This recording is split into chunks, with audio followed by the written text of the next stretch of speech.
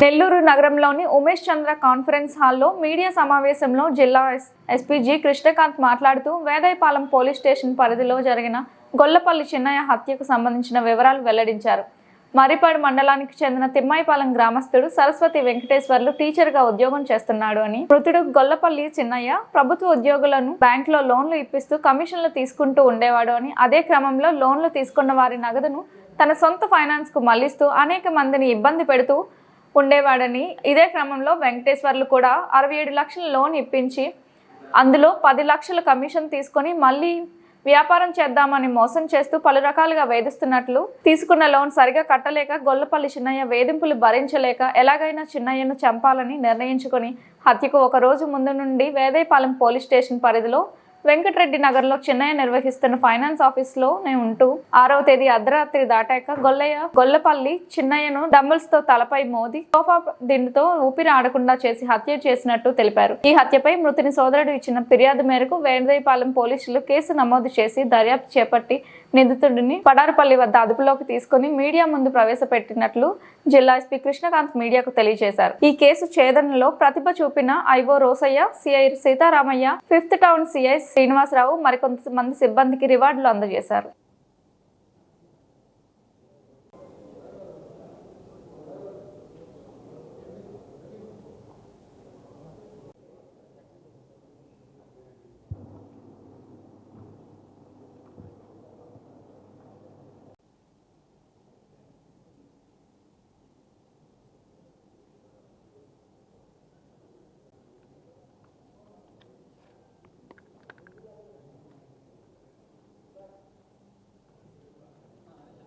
మనకు Vedayapalem police station లిమిట్స్లో 6th మనకు ఒక మర్డర్ కేసు ఒకటి రిపోర్ట్ అయింది. గొల్లపల్లి చిన్నయ్య అని చెప్పేసి ఇతని నేటివ్ ప్లేస్ వచ్చి ఉదయగిరి మండలము. ఇక్కడ ఎవరైతే మనకు డిసీజ్డ్ ఉన్నాడో మనకు వెటనరీ అసిస్టెంట్గా చేస్తూ ఈ లోన్స్ అంటే ప్రభుత్వ ఉద్యోగులకు లోన్ ఇప్పిస్తూ ఫైనాన్స్ చేస్తూ ఉండేవాడు. ఇప్పుడు ఎవరైతే మనకు మీ అందరికీ తెలుసు 6th జరిగింది. ఆల్మోస్ట్ నిన్నటి వరకు మనకి ఇది కేసు డిటెక్షన్ కోసం చాలామంది ఆఫీసర్స్ అందరూ డే అండ్ నైట్ వర్క్ చేశారు. సో ఈవెన్ మీడియా కూడా మాకు చాలా సపోర్ట్ చేసింది ఈ విషయంలో. మనకు ఫైనల్గా ఇప్పుడు ఎవరైతే ఫ్రెండ్ ఎవరైతే ఉన్నాడో శ్రీనివాస్లో సరస్వతి వెంకటేశ్వర్లు అనే అతను ఆ రోజు నైట్ ఎవరైతే అతనితో పాటు బిల్డింగ్లో ఉన్నాడు హౌస్లో, సో అతనే మనకు ఈ హత్య చేశాడని చెప్పేసి అతను కన్ఫెస్ చేయడం జరిగింది. దీనికి మెయిన్ రీజన్ ఏంటంటే ఇప్పుడు ఎవరైతే మనకు డిసీజ్డ్ ఈ ఫైనాన్స్ చేయడము, తర్వాత లోన్లు ఇప్పించడము, ఇట్లాంటి వాటిలో మన ఈ టీచర్ కూడా సో ఆ లోన్స్ ఇప్పించడము, తర్వాత ఇతని ద్వారా వేరే వాళ్ళకి షూరిటీలు పెట్టించి ఎప్పుడైతే ఈ షూరిటీలు ఇవన్నీ పెట్టించి తర్వాత ఇవన్నీ చేసిన తర్వాత ఈ ఈఎంఐస్ విషయంలో ఎవరైతే ఇతను షూరిటీస్ పెట్టాడో టీచరు, వాళ్ళు సరిగా కట్టనప్పుడు ఇతను అడిగితే ఇతను హ్యూమిలియేషన్గా మాట్లాడడము, సో ఇవన్నిటినీ సో డే బై డే ఇతనిలో ఒక కైండ్ ఆఫ్ అతని మీద హ్యాట్రేడ్ అయితే ఉంది. బట్ ఏంటంటే ఆల్రెడీ ఇతను క్లచెస్లో ఉండడము, సో లోన్స్ అవన్నీ తీసుకొని ఉండడం వల్ల ఏంటంటే అది ఎప్పుడు తను ఎక్స్ప్రెస్ చేయలేదు. ఆ రోజు నైట్ ఏదైతే మనకు మర్డర్ చేసిన ముందు రోజు అంటే 5th నైట్ అరౌండ్ 10 o'clock నుంచి వీళ్ళిద్దరి మధ్య ఈ ఫైనాన్షియల్ దానికి సంబంధించి కొద్దిగా గొడవ జరిగింది. సో అప్పుడు కూడా ఇతను హ్యూమిలియేషన్గా మాట్లాడి ఇవన్నీ చూసుకొని నైట్ 12 తర్వాత ఏదో ఒకటి చేయాలనే ఉద్దేశంతో అక్కడున్న డంబెల్ ఏదైతే ఉంటుందో డంబెల్ తీసుకొని ఫస్ట్ ఒకటి తల మీద ఈ ప్లేస్లో ఒక వెయిట్ వేయడం జరిగింది. సో అతను ఆల్రెడీ ఆ రోజు కొద్దిగా సిక్గా ఉండడం వల్ల కూడా ఏంటంటే డీప్ స్లీప్లో ఉండడం వల్ల పెద్దగా రెసిస్టెన్స్ రాలేదు అతని నుంచి. ఒక వెయిట్ వేసిన తర్వాత మళ్ళీ దిండుతో స్మాదరింగ్ చేసి తర్వాత 2-3 వెయిట్లు వేయడం జరిగింది.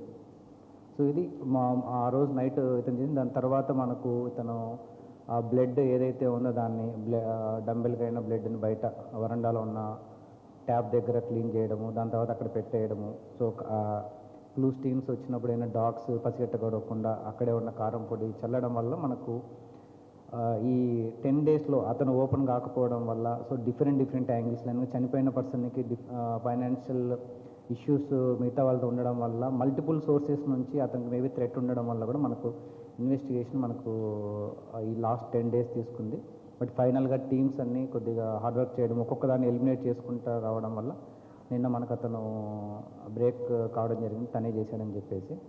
సో మొత్తానికి ఇది ఏదైతే ఈ నెల్లూరులో ఎస్పెషలీ మర్డర్ జరిగిన తర్వాత ఏంటంటే కొద్దిగా కంటిన్యూస్గా జరిగినప్పుడు కూడా మర్డర్స్ ఏంటంటే ఒక కైండ్ ఆఫ్ ఇదొకటి వచ్చిందన్నమాట, ఎందుకు కంటిన్యూస్గా జరుగుతున్నాయని చెప్పేసి. సో మాకు కూడా ఏంటంటే ఇదేమన్నా హైడ్ ఏమన్నా అసాసినేషన్ ద్వారా జరిగిందన్న ఒక కోణంలో కూడా మేము చేయడం జరిగింది. మొత్తానికి సో లోపల ఉన్న పర్సనే ఫైనాన్షియల్ రీజన్స్ వల్ల ముందు నుంచి అతను పెట్టుకున్న కక్ష వల్ల ఈ మర్డర్ చేయడం జరిగింది. ఎవరైతే చేసిండొచ్చు అని ప్రతి ఒక్కటి డీటెయిల్డ్గా వెళ్ళి చేసిన కేసు ఇది. చాలా ప్రెస్టీజియస్గా తీసుకొని మరీ చేయడం జరిగింది. So once again Nellore police కానీ టీం కానీ ఏదైతే మనకు ఈ మర్డర్ ఉందో వాళ్ళు చాలా చాకచక్యంగా చేయడం జరిగింది. సో ఇదే ప్రెస్ మీట్లో నేను మీడియాకి కూడా థ్యాంక్స్ చెప్పాలి, ఎందుకంటే ఇంత జరిగిన నా సైడ్ నుంచి కంగ్రాచులేషన్స్, థ్యాంక్ యూ. గమనిస్తే సో మీరు మామూలుగా చేస్తే చాలా చేంజెస్ ఉన్నాయి. ఏదర్ మనము డ్రోన్ ద్వారా కానీ తర్వాత నైట్ టైము హోటల్స్ కానీ ఇట్లాంటివన్నీ కూడా ఆడ్ అవర్స్లో ఇప్పుడు ఓపెన్ అయి ఉండట్లేదు. ఈవెన్ పోలీస్ టీమ్స్ కూడా కంటిన్యూస్గా మన వెహికల్స్ పెట్టేసుకొని ఎవరైతే యూత్ అనవసరంగా ఆడ్ అవర్స్లో తిరుగుతున్న వాళ్ళని కూడా మనము స్టేషన్ పిలిపించేసి వాళ్ళ పేరెంట్స్ని పిలిపించి మరి మన కౌన్సిలింగ్ కూడా ఇస్తున్నాం. సో లాస్ట్ కొన్ని రోజులు అంటే కొన్ని ఇన్సిడెంట్స్ ఎలా ఉంటాయంటే మీకు లాస్ట్ టైం కూడా చెప్పాను. సో మర్డర్స్ అనేది మనం ఒక అనాలిసిస్ చేసుకోవాలి. ఇప్పుడు ఇది కూడా మన రీసెంట్గా ఇప్పుడు వేదాయపాలంది కూడా మేము కూడా అనుకోవడం ఏంటంటే ఇది ఒక మరీ ఏదైనా హైరైడ్ ఏమన్నా జరిగిందా ఏంటి మన ఏదైనా అది ఉన్నా అనుకున్నాం. బట్ స్టిల్ ఇప్పుడు చూస్తే మనకు అది లోపల ఉన్న పర్సనే చేయడం జరిగింది. బట్ మీరు ఏదైతే అన్నారో దానికి సంబంధించి కూడా క్రైమ్ సంబంధించి కూడా మేము వర్కౌట్ చేస్తున్నాం. కమింగ్ డేస్లో ఇంకా కొద్దిగా చేంజెస్ కనిపిస్తాయి.